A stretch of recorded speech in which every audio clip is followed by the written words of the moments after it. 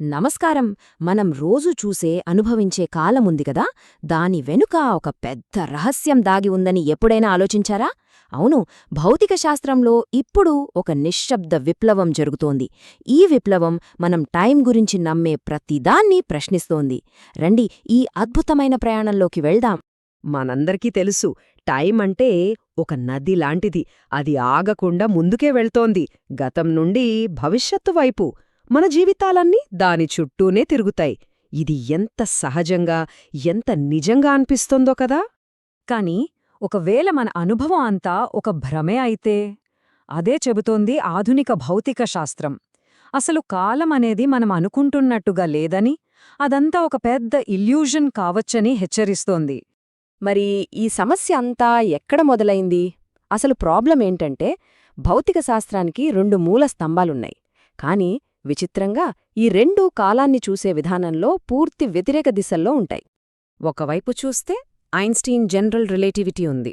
దీని ప్రకారం గురుత్వాకర్షణ బలంగా ఉన్న చోట కాలం నెమ్మదిగా నడుస్తుంది. అంటే టైంను సాగదీయొచ్చు, కుదించొచ్చు. కాని మరోవైపు అణువుల ప్రపంచాన్ని శాసించే క్వాంటం మెకానిక్స్ ఉంది.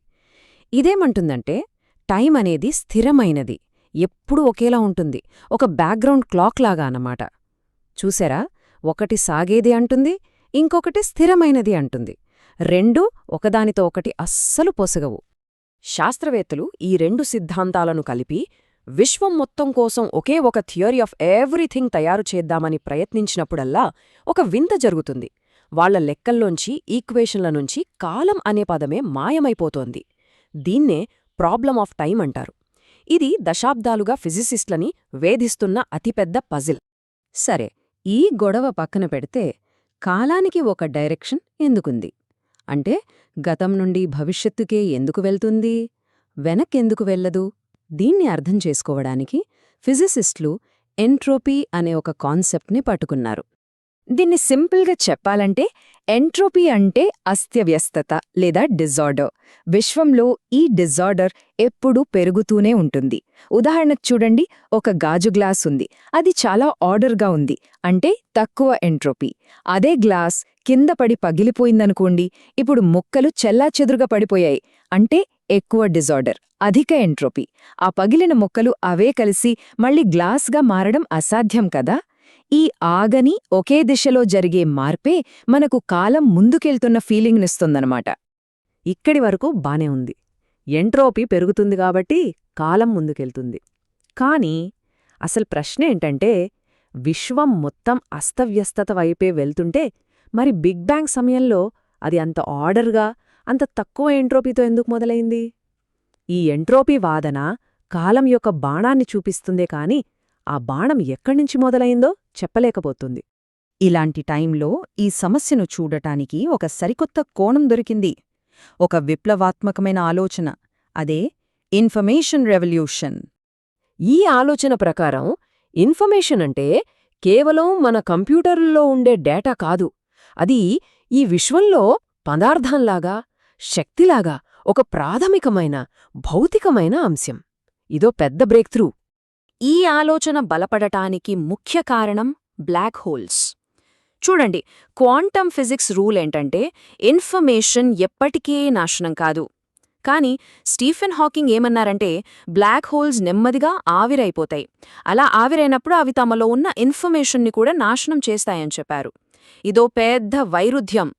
ఈ పారాడాక్స్ని సాల్వ్ చేసే క్రమంలోనే శాస్త్రవేత్తలకు అర్థమైంది, ఓకే, ఇన్ఫర్మేషన్ అనేది కేవలం ఊహ కాదు, అది నిజంగా భౌతికమైనదే అని.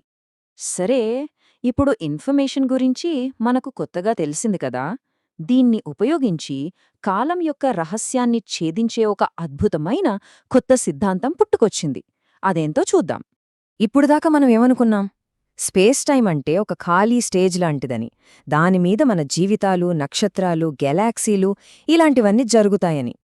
కాని ఈ కొత్త సిద్ధాంతం ఏమంటుందంటే, స్పేస్ టైం ఒక మూగ ప్రేక్షకుడు కాదు, అది ఈ విశ్వనాటకంలో ఒక యాక్టివ్ పార్టిసిపెంట్. అదెలాగంటే, స్పేస్ టైం కేవలం ఉండటమే కాదు, అది గుర్తుంచుకుంటుంది. అవును, అది ఒక హార్డ్ డిస్క్ లాగా పనిచేస్తుంది. విశ్వంలో జరిగే ప్రతి చిన్న సంఘటనని, ప్రతి ఇంటరాక్షన్ని తనలో సమాచారంగా రికార్డ్ చేసుకుంటుంది. సో ఈ కొత్త సిద్ధాంతం ప్రకారం ఫైనల్గా చెప్పేదేంటంటే కాలమనేది ప్రాథమికమైనది కాదు, అది ప్రవహించదు. బదులుగా అది నిర్మించబడుతుంది. విశ్వం తన కథను తానే రాసుకుంటున్నప్పుడు ప్రతి సంఘటనతో ఆ సమాచారం స్పేస్ టైంలో రికార్డవుతుంది.